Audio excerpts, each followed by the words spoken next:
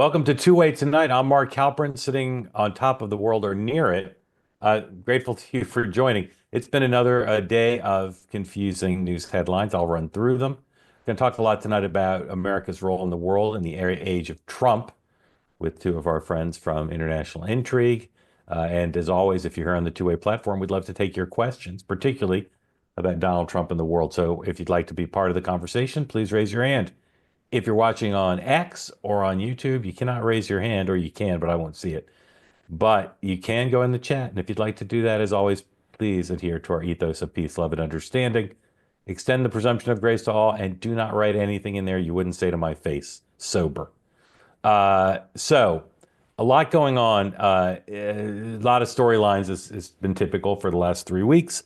I will do my best to summarize some of the news, show you a little bit of video from the day, and then, as I said, Helen Zhang, Jeremy Dicker of International Intrigue will be here. They've been here before. If you're not familiar with them, they're part of a group that puts out a daily newsletter that we'll talk about, and it's at the low, low price of free, but it gives you insight into what's going on around the world. We'll talk about why you should subscribe when they come in. A lot of action in the courts today of various court cases involving challenges to primarily the activities of DOJ and the efforts to do various things in the federal government to cut and suspend and freeze and fire. I'm not going to run through these decisions, in part because there's so many, and in part because these are all district court judges. These are not final decisions. There's nothing climactic in any of the rulings that came down today or any of the arguments that were made. But I will say this is true, what liberal legal analyst Ari Melber says, which is on Twitter: President Trump is losing more in court more quickly than any other president this early in their term. Democrats on Capitol Hill continue to try to find a way to slow down or stop some of these Trump moves. Senator Schumer promoting again his whistleblower hotline.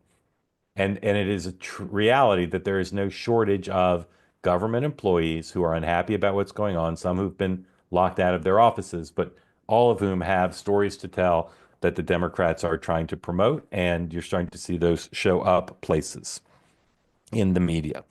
Senate is still expected to, late tonight, pass the cloture vote on Tulsi Gabbard to be the head of the DNI, to be DNI, I should say. There's 3 Republican senators who haven't taken a position yet for her or against her. If all 3 of them vote no, then they'll be in a pickle because the vice president is overseas. He's in France. He wouldn't be available to break the tie. I'm not sure what they do in that case. Donald Trump just moments ago finally announced that he'd signed the executive orders imposing 25% tariffs on imported steel and aluminum. This was expected and previewed over the weekend, but he just did it. He said during the signing moment, "This is a big deal, making America rich again." So we'll talk about that with our guests in just a moment. A few other things. Donald Trump did his interview with Bret Baier. It was taped and then shown. Some of it was shown during the Super Bowl pregame. Some of it's being shown right now while we speak. Can we dip into that? Is that possible? I'll ask the question without having asked in advance. If not, let me tell you something that occurred in the interview, which we will play. Stand by. A lot of reporting that I did over the weekend. Let's see what happens here. A lot of the reporting I did over the weekend suggested. Let's listen a little bit. Well, that I wouldn't have put there. And I had opposition that I don't have now, this great unity. Even many of the enemies are already, whether they get all right, Sam, let's just monitor this, because I have great support. We're going to watch the whole interview, but go ahead and play the soundbite, or key up the soundbite from this interview. You take a look at the Senate right Lots now, of people around J.D. Vance have said that he's going to be the nominee in 2028 because he's going to get Donald Trump's endorsement. And if you game out sort of how things are going to go, assuming Vance continues to stay on Trump's good side, and right now, as you'll hear, Trump is very keen on J.D. Vance, thinks he's done a great job. People in Vance's world say, well, Trump will endorse and that'll clear the field. Other Republicans who would like to run for the nomination in 2028 say they don't think Trump's going to endorse. And if he doesn't endorse, while Vance would have some advantages, he wouldn't have a lock on the nomination. So you can interpret Trump's answer however you wish and game out when he's asked by Brett, are you going to support Vance? Some people believe this is a horrible moment for Vance. Other people say it's just Trump giving a normal, sensible answer, you know, more than 3 years away from the nomination. But go ahead and play Trump on Vance and from the Brett Baer interview. Do you view Vice President J.D. Vance as your successor, the Republican nominee in 2028? No, but he's very capable. I mean, I don't think that I think you have a lot of very capable people. So far, I think he's doing a fantastic job. It's too early. We're just starting. But by the time you get to the midterms, he's going to be looking for an endorsement. Yeah, a lot of people have said that this has been the greatest opening, almost 3 weeks, in the history of the presidency. It's definitely been the fastest and the most stuff Well, happening. we've done so much so fast, and we really had to, because they have really, what they've done to our country is so sad. It's so sad. We're going to be bigger, better, and stronger than ever before. So it's that initial no and the tone of it and kind of the cadence of it that has a lot of My show's over, yeah. has a lot of people wondering what's up there, because there are a million ways for him to answer besides that strong initial no, right? He could say, hey, 2028 will take care of itself, but let me tell you how great JD Vance is. Instead, he said, no, he's not my heir. So if Trump could take it back, maybe he wouldn't answer that way. Maybe he'll get another crack at it. But that answer runs counter to what I was hearing all weekend from sources about sort of where Trump's head is at and what's likely to happen. So we'll see. Premature, of course. Lots of activity on Red X today. That Google Maps now calls it the Gulf of America. If you want to go on your phone, you can take a look, either at a tweet or go ahead to Google Maps directly, and you can see a lot of excitement and lots of memes there. And Rick Grinnell, who's been on two-way and is special envoy for special issues for Donald Trump in this term, has a new title, which is chair of the Kennedy Center board. So Donald Trump giving up his short-lived run in that position. There's a few other things. I'll bring them up kind of with our guests. Again, if you want to get in on the conversation, please raise your hand. But let's go ahead and bring in our guests. Again, they're with the online publication International Intrigue, and they're bloody brilliant, as I like to say. Jeremy Dicker is joining us, as he always does, from Australia. And Helen Zhang joins us. Helen, where are you tonight? In Washington? Still in Washington, yeah. Okay. Thank you both for joining. Love having you on. We got a lot of new people because our platform is growing. Helen, just tell people, how did International Intrigue begin? Who are you guys? What is it as compared to other newsletters people could subscribe to? Yeah, sure. So I think instead of baking bread during COVID, my co-founder, John Fowler, who's not here tonight, and I started International Intrigue back in 2021. We really did it because we were both at business school and Kennedy School at the time. And we realized there are a lot of people who are going to be future sort of, CEOs or C-suites of Fortune 50 companies who didn't really understand why geopolitics matters. And it was because really there was not a product that was easy to digest, entertaining, and tells you the so what of what happens, connecting the dots between technology, geopolitics, and industry. And so this is what we try and do. We're a team of former diplomats. We don't take biased opinions. We give an objective take and hopefully entertaining take on all of this. And we, our sort of flagship product, which is led by Jeremy, is International Intrigue. And we've got other products like podcasts as well as events and some other interesting election intrigue as well. So this is us. We're still around, and we're based in the US as an American company, but we have teams scattered all around the world. So very lucky to have met Mark a couple of years ago and shared the stage with him here on this podcast or this YouTube show as well. Yeah, Helen, great to have you. Jeremy, how come you're the only one left in Australia? Why'd the others all leave? Well, America's a great place to build a business, and there's all kinds of exciting reasons to be in America. In fact, my last tour in the Australian Foreign Service was in America during Trump's first term. But it also makes sense from a time zone perspective to have me here in Australia so that we can be getting the latest up-to-date information into people's inboxes just as they're waking up in the United States. Most of our 120,000 people who read Intrigue each day are in the US. And it comes out Monday through Friday. What times it come in my inbox? Like 7 a.m. Eastern time? Yeah, that's right. Yeah. Okay. And Jeremy, explain again, Helen sort of touched on it, but explain how a newsletter about international relations, international affairs, written by former diplomats is going to differ from one written by, say, journalists. That's a good one. Well, I guess our whole shtick is that Helen, John, and I, we've been in the room. We've often met the players, and I guess we have a big picture sense of how things fit together. Really, what we try to do in the newsletter is write for our subscribers in the same way that we used to write for democratically elected government. So not getting too involved in the politics of left or right or blue team or red team, but more trying to tell really busy people, Secretary of State or Prime Minister or anyone, tell them what they really need to know and why it matters. And so yeah, I think folks I know who are watching right now will have seen that it is a little different, but it's working. It's resonating with people. We're growing fast, and we're grateful to be part of two-way.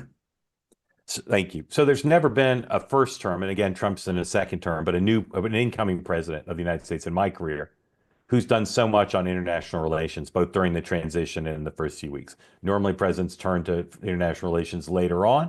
This president's done a lot at home, but he's done a lot abroad too. So there's plenty for us to talk about. I want to start with something he said in the Oval Office this evening or afternoon while signing an executive order regarding the hostage situation in Israel. And he said that if the Israeli hostages are not released from Gaza by noon this Saturday, then, quote, all hell is going to break loose. So, Helen, what's the status of the tenuous or not deal between the Palestinians and the Israelis regarding not just the hostage release, but the other dimensions of the deal? I mean, in short, yes, the US can absolutely deal with the hostage situation in Gaza right now because they are really the only player that's still able to exact any sort of outcome in this situation. And I think Trump has really gone out really hard on this issue and shown that the US has leverage and is able to effect a change. So I think, the status of where things are at is we need to separate the sort of Gaza situation in terms of the, what did he call it? I think Gaza Lago, or sort of rebuilding Gaza versus a hostage situation. I think they want to resolve the hostage situation first and ensure that the Israelis, hostages, and others who are there are able to get out before getting to the details of the actual rebuilding of Gaza, or the US, rebuilding of Gaza. Jeremy, how did the president's raising of the concept of the U.S. taking over Gaza impact the current arrangement between the Israelis and the Palestinians regarding how Gaza will go? Well, I think it was a shock to the region, and you can see that in the fact that Egypt is now hosting an emergency summit later this month, trying to pull all of its, Arab sort of brother nations and neighbors together to try and collectively push back on Trump's idea of, a US takeover of Gaza. We can get into, why they react that way and why his announcement was such a shock to the region. But I guess in the immediate sense, there are hostage prisoner exchanges taking place still. And that's part of a ceasefire agreement that the two parties, formally kicked off the day before President Trump took office. The first phase was always looking pretty solid, like, okay, we're going to exchange these many hostages for these many prisoners, and it's going to happen on this timeline. I think the bigger question mark was going to be phase two. And phase two was always kind of left as we'll talk about that when the time comes. And that's what, in fact, Israeli negotiators are in Qatar right now, negotiating with mediators from around the region on exactly that. Phase two is, how do we remove Hamas from power? How do we remove the Israeli military from Gaza? These really tough sequencing questions. And so I guess Trump's, flagging the idea of the US taking Gaza, it would have hit those talks just, like a bombshell. It would have been a big deal for them and would have rattled, I think, mediators and negotiators on all sides. Let me ask you about the tariffs in the context just of the more general view of the world's reaction to how Donald Trump is approaching other countries. what he did to Canada and Mexico, two close U.S. allies, our neighbors, was, easily could be characterized as bullying them, as threatening them. He certainly discombobulated, particularly the Canadians, seem to just be now consumed with how to deal with this. So if you were advising a prime minister in Europe, say, how would you explain how they need to approach Donald Trump now? What have you learned that applies to any country from the way he's behaved so far, and how a country can protect its own interests? Helen. Yeah, I mean, I don't know if any of you on the call have seen the movie The Apprentice, which came out, I think, late last year, and it did the rounds, and it's got a couple of Oscar nominations. But I think, look, not to sort of make trivialize the issue, but I think the film itself is a very good depiction of how Donald Trump thinks and how President Trump thinks. And part of it, what's bleeding into this current tariff situation, is his tactics negotiation, right? And anchoring high and sort of going in hard and sort of making sure that people on the other side of the table feel like this is a real tussle, and not giving away any concessions and not giving away your own positions. So what we're seeing playing out with the allies is the old rules of the world order in terms of global free trade and encouraging globalization and international world order is kind of being folded away. And if I were advising Europe, which I think Europe is a very different situation because it's got its own internal sort of tussles, but if we were advising, say, another Five Eyes country like New Zealand or Australia, I would say we'd also have to play ball and go in hardball and meet him where he is at, right? And sort of go into those negotiating tactics with that in mind. But I know that not everyone wants to do that, so it's going to be really difficult for some countries which don't really have leverage to be able to do that. Well, but what countries have enough leverage to fight with him as opposed to try to appease him? I mean, the easy one there is China, right? China has a lot of Yeah. critical minerals Well, and leave China and Russia aside, right? They're special cases, but and maybe Israel too, because Bibi has a fair amount of leverage. But if you're a European country, or you're South Korea or Japan or a Latin America country, would you advise those governments to fight with Trump or try to find a way to appease him? You want me to take this one, JD? Well, I can jump I in. can Look, I jump think in. one good example has actually come from Mexico's new president, Claudia Sheinbaum. I think she's been pretty smart in realizing that this is not really about the tariffs, although the tariffs are what have the potential to devastate Mexico's economy. This is about something a bit deeper, and it's something that President Trump campaigned on, which is a sense of frustration and resentment about the US being treated like a cash cow by trading partners, and also B, specific issues like fentanyl, for example, and organized crime. And I think President Sheinbaum, south of the border in Mexico, has been pretty strategic in the way that she has absolutely respected and acknowledged President Trump's frustrations and said, okay, I hear what you're saying. What can we do together? And straight away coming out saying, let's do a commission on fentanyl. Let's put more troops on the border. Right. That, I think, is probably a more constructive way to go about it. Right. Let me ask it this way, okay? So the in the United States, kind of the Democratic view of the transition from Blinken and Sullivan and Biden to Trump is those guys were internationalists. They respected the international order. They tried to build coalitions, and Trump is a demanding bully. Okay, that'd be the Democratic point of view. I think what the Trump people would say is, here's where we see the U.S. as vis-a-vis these other countries, and here are our starting points. And here's my question. I'm going to name some things that Trump believes. You tell me if European leaders, let's just take all the European prime ministers, if they were being honest, like they're honest, they're not spinning, they're not obfuscating. If they're being honest, would they agree with these statements? That Europe uses non-tariff barriers to gain an unfair trading advantage over the United States. That seems true, right? And they'd admit it if they were being honest, right? Yes? Yeah. Okay. Yeah. In Okay. some sectors, yeah. That NATO countries have gotten a free ride, not paying not only not their fair share, their prescribed fair share under the NATO rules. So they've gotten away with cost shifting from their own taxpayers to American taxpayers for decades. Correct? Yeah. Correct. It's improving, Okay. but yeah. Yeah. I mean, it's improving, but it's still not where it's supposed to be. Yeah. And that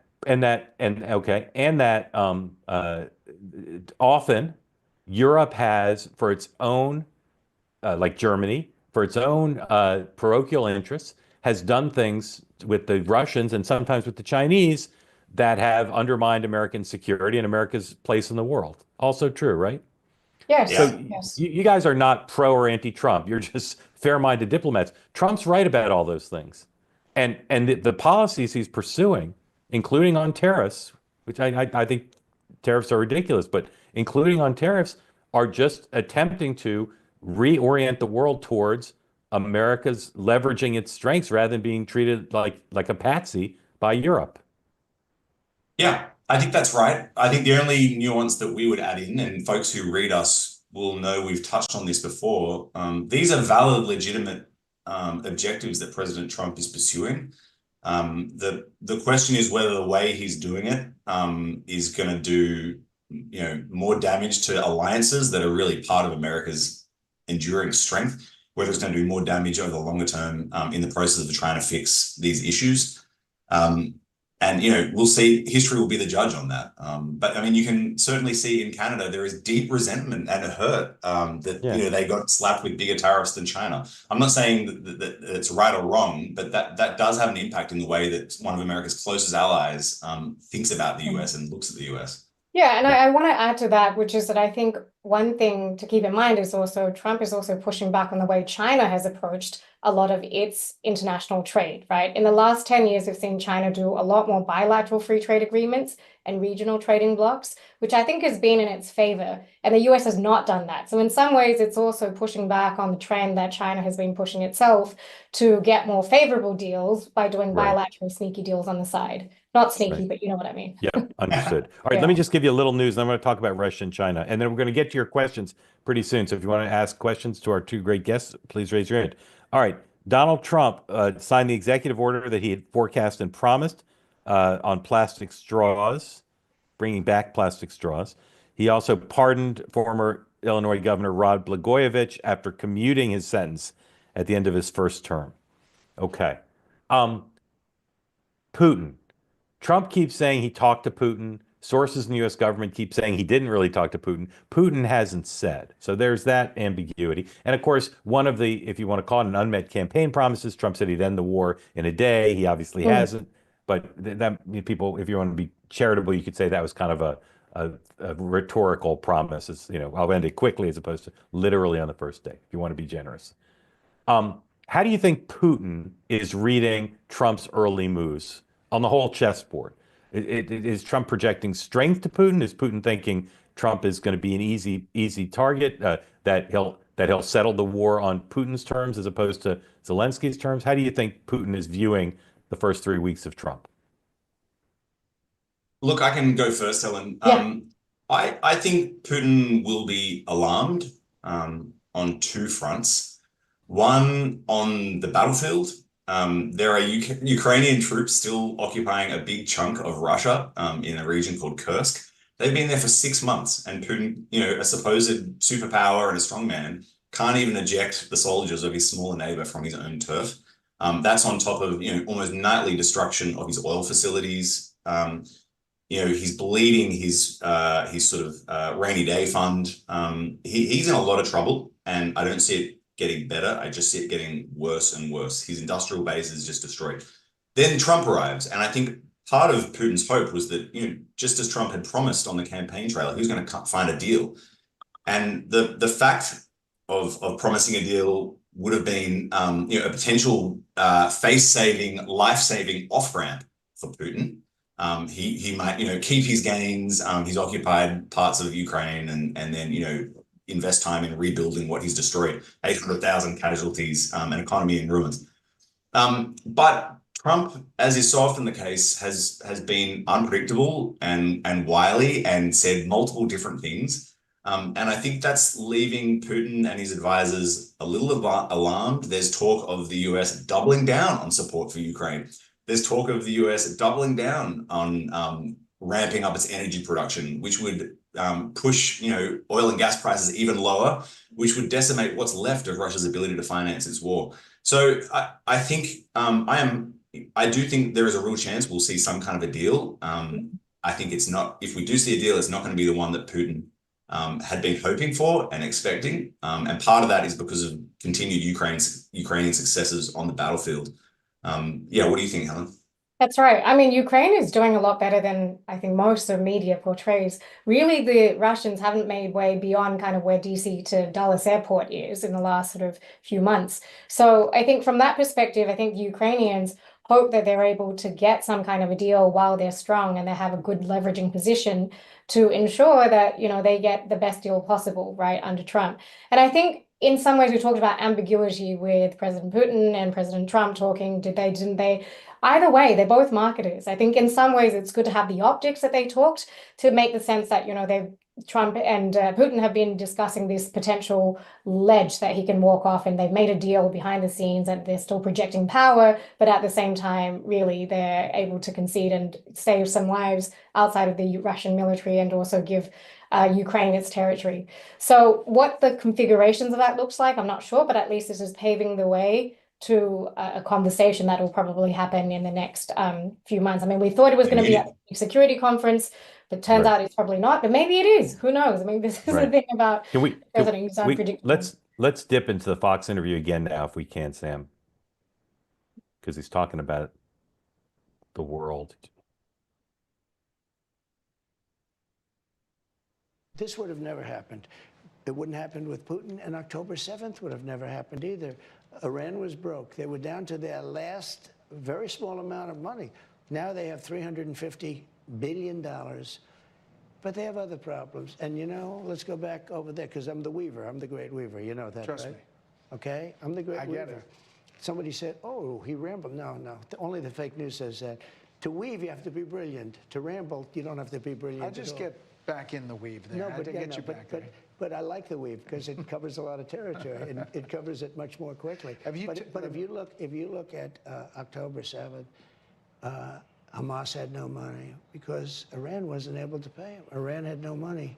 They were down. I had sanctions on them, tremendous sanctions. We can drop out of this. China wasn't. Helen, same question about Xi. How do you think Premier, as I like to call him, Premier Xi, has viewed the first 3 weeks of Trump, and what do you think he's taken away from this in terms of strength and weakness? I mean, I think President Xi and his apparatus have been watching Trump for a very long time. So in some ways, the Chinese approach the strategy is a very long-term game. It's sort of that game, I think, called Weiqi, which is I can't remember what Go, I think is the name in English of this board game, which involves sort of always thinking 3 to 5 steps ahead of your opponents, right? So I think they would have been watching the Trump administration and anticipating what they would have been doing a long time ago. So I think for President Xi, they're fighting back, as we mentioned with the tariffs, right? They're able to push back because they know where the leverage points are against the US, and they know sort of how to, I think, engage with the US administration. But I think they're also very worried on the international stage. But I actually think, that with the US withdrawal from the international stage, there are elements within the Chinese system that are very happy about that. For example, with USAID pulling back, they're now de facto sort of the soft power and development assistance on the ground in a lot of these global majority countries that have been the battleground for sort of hearts and minds for the US. So in some ways, I think she's trying to find the opportunities in this current state of what they see as chaos in sort of the democratic parts of the US and looking for opportunities. Jeremy? Yeah, I would just add that Xi himself has a lot of problems back home. It's his housing market might have incinerated up to $20 trillion in value as it just keeps going south. It's just brutal what's happening there. So against that backdrop, modern history of China, as well as common sense, dictates that President Xi really wants stability abroad so that he can focus on addressing his real economic and therefore potentially political challenges at home. And the reality is, I think Xi tossing up between a Harris presidency or a Trump presidency, I think with a Harris presidency, he might have got more of the same, which is, if not a welcome trajectory and approach from the US, at least a predictable one. Whereas with Trump, I think he sees, every day a new tweet, a new policy, a new executive order signed in the Oval Office. Each one of those, roils markets, sends his advisors scrambling to think up a response. So, I think Xi will be pretty uneasy about the first 3 weeks, because right now he needs stability, and that was never going to be what Trump was bringing. So President today does these steel and aluminum tariffs. He's threatening more tariffs later this week. And yet global markets are not in a free fall. I don't read about panic in capitals around the world. People are sort of watching it. Why is this potentially first shot in a global trade war? Why isn't it causing more upset? Well, I mean, I'll answer it to first, maybe, Helen. Yeah. Partly, I think it's because it's priced in. It's something that Trump's been talking about before and something he did in his first term.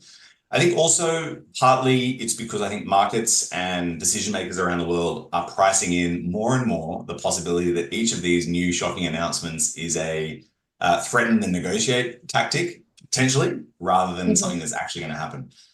So I think that might be why the markets don't wobble as dramatically as maybe they did first time around. Helen? That's exactly right. I was going to say, I think it's almost like they're watching for the boy who cried wolf to see whether they'll actually Yeah. follow through with these tactics. And I think we talked about anchoring high and those traditional negotiating tactics in the business world. And I think markets are responding to that and saying, okay, this is his opening fire. Let's see where else it goes from here. But I think there are some markets, I'll say caveat, like Australia, for example, we were the only sort of country that had an exemption from the first in the first term. So I think the fact that he had removed these exemptions for even allied countries did send some in those markets a little bit scrambling and sort of worried about where they might stand. But we'll wait and see. I think it's only early days for this particular tariff, but a lot can change in 2 or 3 days, Yeah. Mark. Yes, true. All right, I got two more, and then we're going to open up to questions. So again, raise your hand if you want in on the conversation. Marco Rubio, Secretary of State. Do you all have a sense how is he being viewed around the world as a influential figure, as a policymaker, as a spokesman? How do people view him? Well, I was going to say, Marco Rubio was confirmed unanimously in the Senate. I think that reflects the reality of also how he's seen around the world. Red team or blue team, I think there was a consensus that this was a serious person, a very effective person, a smart person.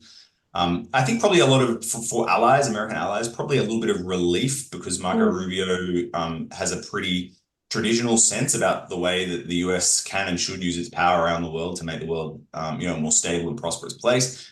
So I think, compared to some of the other names that were maybe floating around, I think a lot of people were relieved that it was someone known and trusted like Marco Rubio.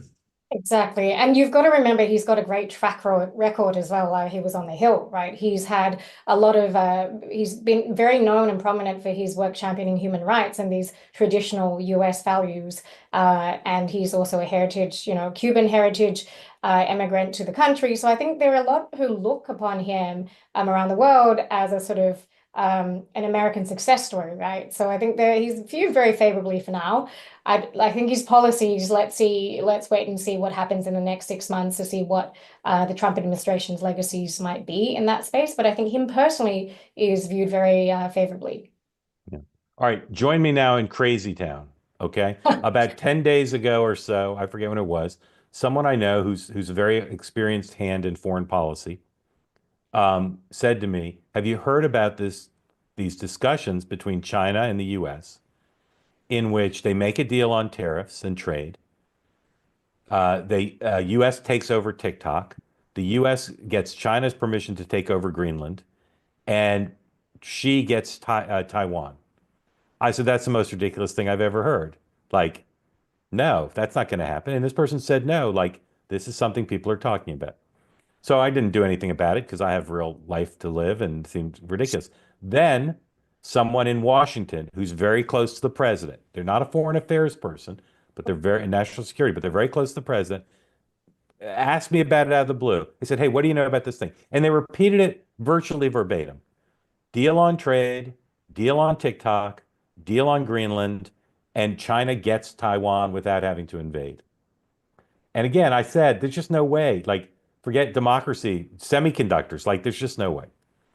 So again, I did nothing about it. Then last night, or maybe during the day yesterday, a friend of mine, also a civilian, but very well connected around the world, emailed me and said, hey, have you heard anything about this deal? And it was the exact same litany. I mean, it was almost like this is like Mission Impossible, and it's like a practical joke on me. Exact same.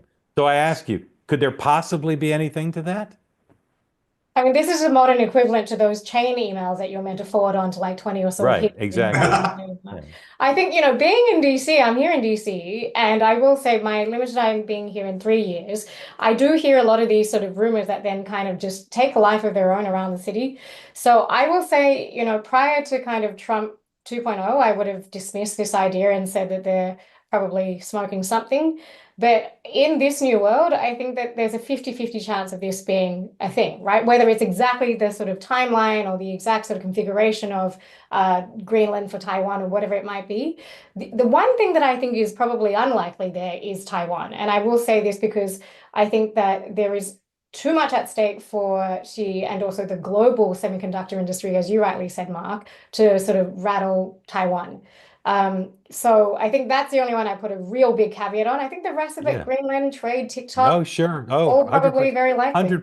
100%. But if it's like TikTok versus Taiwan, like Jeremy. Well, I would just add, in Taiwan, there's been two opinions about Donald Trump. One was really happy to see him, become president first time around and second time around because he's seen as so tough on China, and so Taiwan, by extension, figured that that would be good for Taiwan's own security. The other strain of thought that sort of crept in during Trump's first term and increasingly ahead of his second term was the realization that Trump does deals. And there have been some in Taiwan, in key circles in Taiwan, who have started to worry that, well, hang on, well, what if we're part of one of these deals? And that's exactly what you're describing. And Trump's made comments about frustrations around Taiwan's semiconductor being at U.S. expense or costing too much in U.S. defense. So like I think there are some worries there. Yeah. Yeah. All right. So as we exit Crazy Town, all I ask is that if this turns out to be true, if Trump and Xi come out and announce this deal, you say, well, Mark, the first time I heard about this deal, this grand bargain of all grand bargains, I believe it was on February 10th on Two-Way Tonight. Two-Way. So, yeah. I mean, You heard it here first. I almost did a spit take during the Super Bowl when I got the email saying, have you heard about this thing? All right, here we go. Bringing folks in. As always, tell us where you are. And for folks who don't know and what's on your mind, Mark, welcome in. Thank you for joining. After you, Hey, how you doing, of Mark? course. Hey, Mark. Hi, I'm from South Jersey. I've been a teacher for 18 years. I'm heavily involved in the teachers union. I'm a local building rep. I'm also the vice president of the local association. I'm also a Republican committeeman at my local town. So there's sort of dual things going on there. I was really excited. I've been watching your program since about 3 months out from the election. And the first time I really ever heard education mentioned at all was about 2 weeks ago. I believe you had a superintendent on from Montana. And I'm just wondering, were you still planning on doing a show specifically on education? If so, I would love to be a panelist if things are open or how that works. We'll get your information. We'd love to have you on. We're planning to do at least one show and maybe a series of shows. We just got to find the right time to do it. But people are really keen on us talking about education and, of course, no more important issues. So absolutely, and we'll get your information. And can I ask you a question along those lines? Yes, sir. Something that seems really counterintuitive to me, because it sort of seems the way that it's going, the Republican Party is going to pretty much win over most of the labor unions within the next 10 to 15 years, I'm going to assume. I don't think there's any chance of the educational unions and associations. But it seems like a very counterintuitive, I don't even know how to phrase it, but school choice seems like that would be very much more of a Democratic program as opposed to a Republican program. And I'm just wondering how that developed along the way. They would think. I apologize to your guests because I know they're international. That's all right. I'll answer briefly. We'll move on. Sure. The teachers unions don't want school choice because they don't want the competition. They don't want to deal with the prospect of public money going to private or parochial schools. Oh no, I totally understand that. I'm just saying from the Democratic Party standpoint, it really seems like it's an anti-democratic standpoint. Because they march to the tune of the teachers unions and they won't do anything to cross them. It's why they didn't cross them during COVID, and I think it's a big part of why Republicans have gained advantage on the issue of education, because parents are sick of the Democratic Party slavishly following what the teachers unions want to do rather than what's in the interest of parents and most of all kids. I'm not sure I agree with you that all the unions are going to go Republican. I think it remains to be seen if the Democrats can find a way to start to talk to working class voters again, and it's a high priority for them. So I wouldn't rule out that it would happen. Mark, thank you. Come Thank back you so much for your regularly, and time. again, get Thanks, us your Mark. information to be part of our education series. Gregory, welcome in. Tell folks who don't know where you are after you unmute and what's on your mind, sir. Thanks, Mark. I'm in New Jersey as well, in the New Jersey 7th Congressional District, just about 25 miles outside New York City. Want to thank you for the program. My wife and I started watching at the beginning of August after your reporting on Biden withdrawing, and we've been nonstop watching. And she's felt really, but she's a Democrat, and we've had a lot of people come on and kind of feel like the position she's in. She felt a little bit lost in the Democratic Party.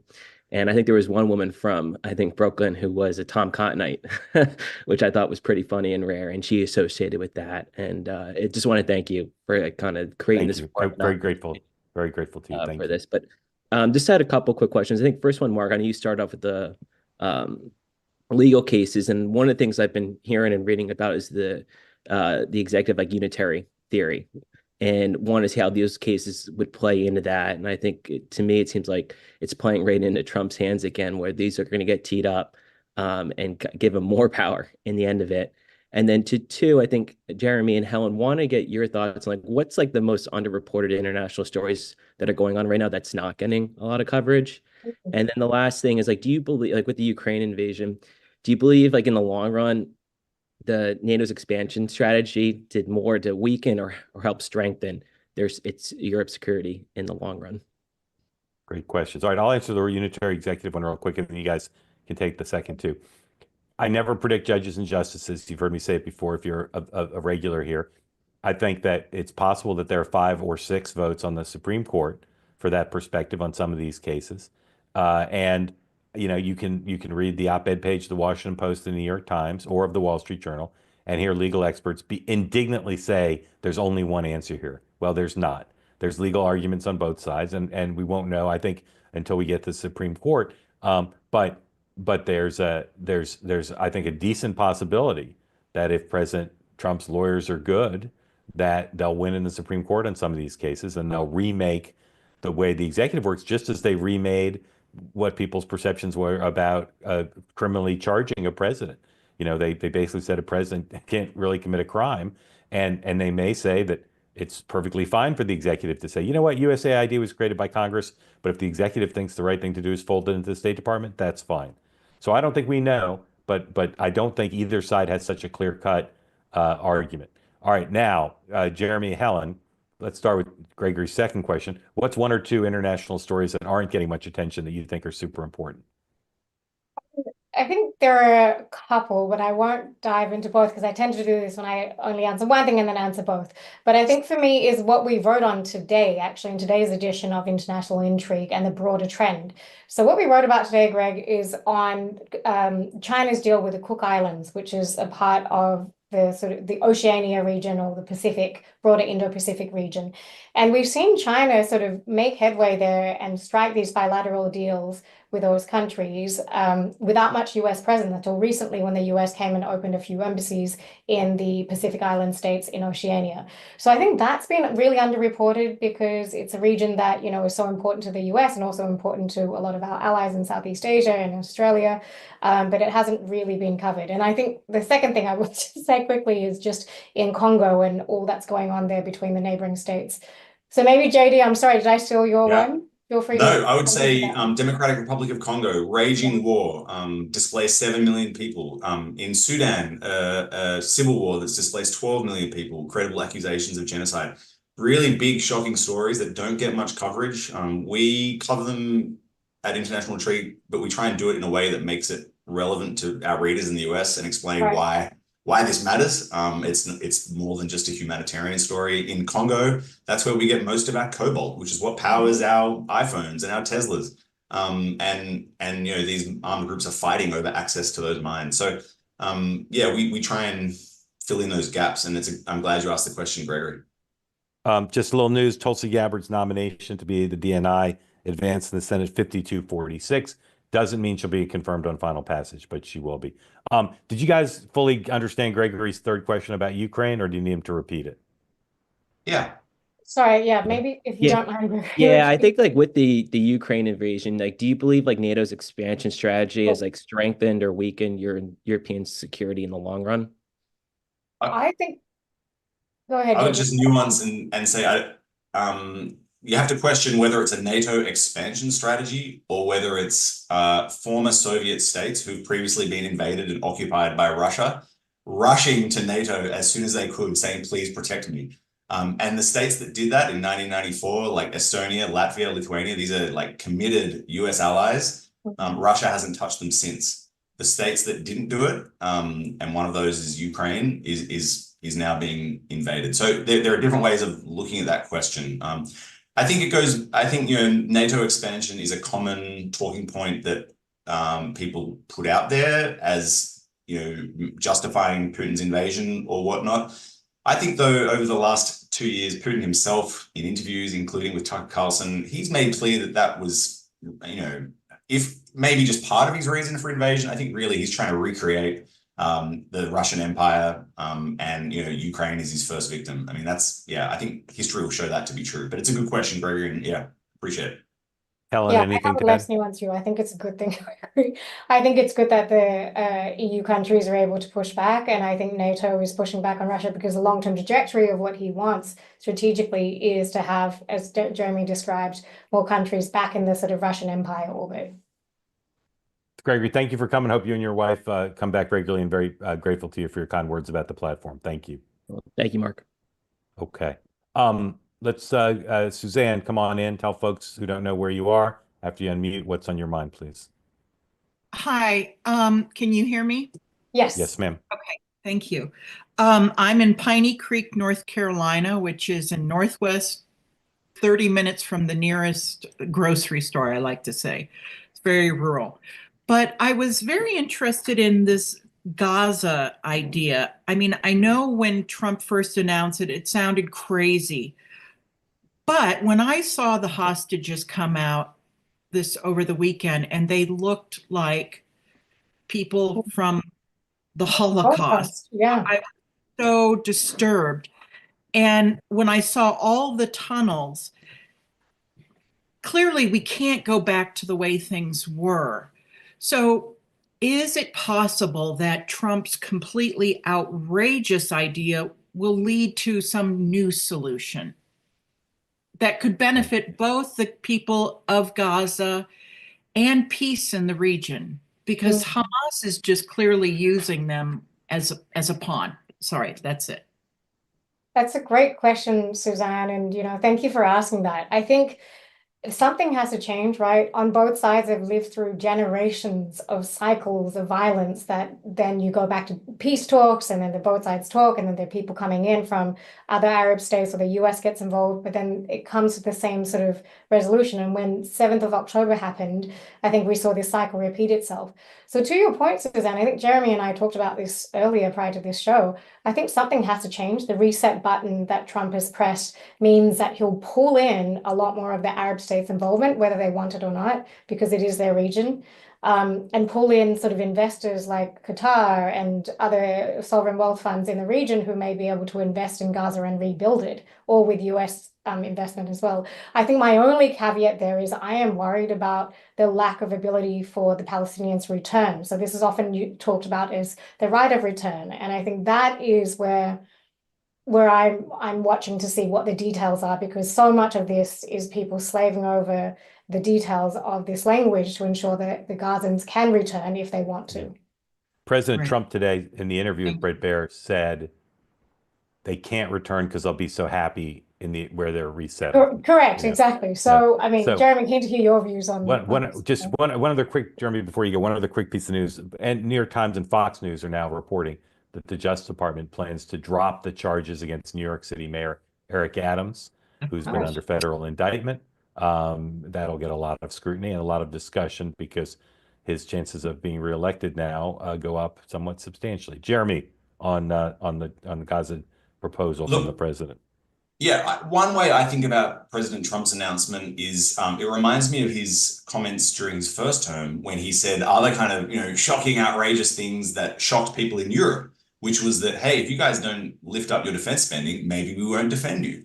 And that was a shocking thing for people to hear, but it jolted the European allies into shouldering more of the burden of solving their own security problem. And it's a bit more complicated than that, but that's one summary. So you could say, well, Trump is doing something similar here, maybe, dropping this kind of shocking idea that has outraged many in the region. But I think what he might be trying to do is to jolt that very same region into becoming part of the solution, rather than decade after decade refusing to recognize Israel, refusing to take in any Palestinians, even those who want to leave.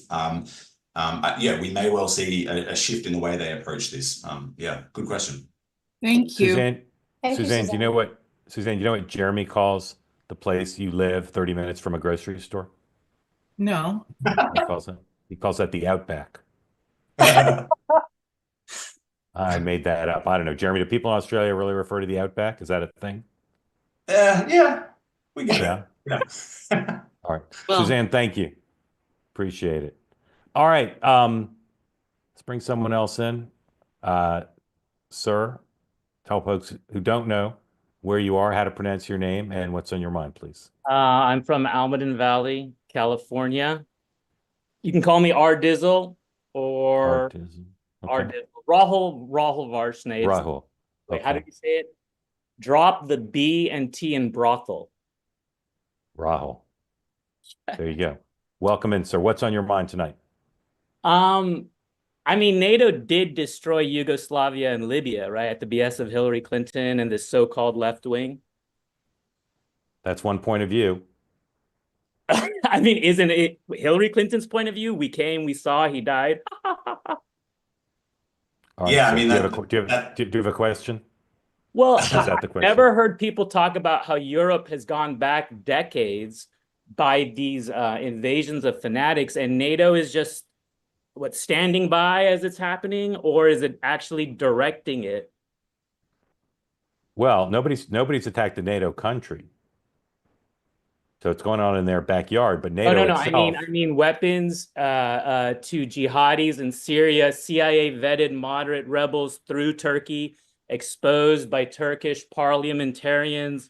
I could mention Sibel Edmonds. That's a whole nother can of worms. But Assad, you don't have to veil in Syria. Women are free, as opposed to Iran, which I learned a couple of years ago. Khomeini got $660 million from Jimmy Carter, who's considered an icon of progressives. So maybe none of them are progressive. Maybe they've been regressive since a long time. All right. There's a lot of good alternative history, and maybe it shouldn't be alternative. Do you have a question? Do I have a question? You don't have to. I've enjoyed your participation. So About question the would be optional. Okay, the question will be this. Will those talking about unions consider that, like Trump has done a sovereign wealth fund proposal, unions should divorce themselves from chasing COLAs and simply reorganize around trades and then hold gold again? And so they all, thousands of gold funds. And As much as I enjoy what you're saying, also not totally a question, but the answer is no, they will not do that. Thank you for joining. Very grateful to you. All right. Next question. Barton, welcome in. Tell folks who don't know where you are, what's on your mind after you unmute, please. Good evening. Can you hear me? Yes, sir. I'm here in New York City. I want to ask you guys a question about Russia and Ukraine. I've been listening to Stephen Kotkin, who is a Russian expert. He's presently at the Hoover Institute. He used to teach at Princeton. And he's analyzed Putin and feels that Putin feels that the destruction of Ukraine as a sovereign state is essential for his legacy. And he would be very hesitant to give up on this war because, again, the country's suffering, but he's not suffering. And Kotkin sort of made the analysis that the best way to get Putin to move is to get Putin to feel like his own personal sovereignty as the leader of Russia is in danger. And that could be done by getting Russian nationalists and Russians in exiles who are very anti-war to threaten him with a coup, so to speak. Any thoughts on this theory, and are you familiar at all with Professor Kotkin's analysis? Thank you. Interesting question, folks. Helen and Jeremy. Yeah, I mean, the professor is at the Hoover Institute at Stanford, right? I mean, very credible person, deep thinker at a very credible institution. And yeah, so good that you're listening to his podcast. The tricky thing with an autocracy like Putin's Russia is that it's so opaque, and we have no real idea the factions swirling around Putin and the pressure that he's under. My view, though, consistently, and I agree with the professor's view, is that the cost of this war has become so staggering. We're approaching 1 million Russian casualties, like historic, staggering casualty. That's both injury and death. We're now at 21% interest rates in Russia. We've got major companies teetering on the brink of bankruptcy. Stalin lost 22 million, and he didn't, excuse my language, even fart. You know, it's my dad was in the Czech army in exile that fought along with the Red Army, and I've heard stories about Russians, and I think Putin is built from that same mold. So I think Professor Kotkin, who's a student of Stalin, may understand something that we in the West really don't understand. It's the way we don't understand Hamas. We think other people are like us. They share our values. So I give more credence to what Kotkin is saying and this sort of conventional deal making. I don't think Trump understands Putin either. It's my opinion. Comment. I would just say that as much as Putin would like to be seen as our century's Stalin, I think history will see things differently. I also think today's Russia is not Stalin's Russia. Today's Russia is not run by a totalitarian Soviet state with a core ideology. It's a kleptocracy. And the way that Putin commands the loyalty of all these billionaires and oligarchs and factions is by doling out the riches. But those riches are drying up, which is going to weaken the loyalty that some of those people have to him, which is going to lead to political problems for him. It's impossible to guess how that would look or whether it will happen. But I don't see him as a Stalin figure, and I don't see Russia today as Russia then. But I mean, it's a credible, sophisticated view that the professor is putting out. Brought it up for debate. Barton, thank you. Thank you. Very grateful to you. All right. Before you guys go, before we end, I want you to take as much time as you need to explain to people, if they want to read the newsletter, how do they sign up? How do they get it? How often does it come out? What's in it? Why should they sign up? All right. Well, you can sign up at www.internationalintrigue.io. And, you get a free newsletter every single day, comes out at 7 a.m. Monday to Friday. And in addition to that, you should sign up to Jeremy's memes that he does, which is really funny, maybe for an Inside Beltway audience, but it does a really great take on sort of the trials and tribulations of international life. But what you can expect in every newsletter is a really great take on one core story of the day. So today we looked at the Cook Islands and China. Previously, we've looked at, the tariffs, and today, I think tomorrow we're looking at AI Summit in Paris. So it's a really wide-ranging variety of stories we cover, and we give you the top line takes of what you should know and what to take away from it and why it impacts you. So anyway, we think it's really interesting and full of fun sprinkles as well. Yeah, I give it my highest recommendation. If you're interested in this topic of international relations, and if you want something that's easy to read, they're very good writers, very engaging writers, and there's a lot of humor in there. There's a lot of stuff you won't see in American media, but they're the bread and butter, the analysis of sort of the main stories.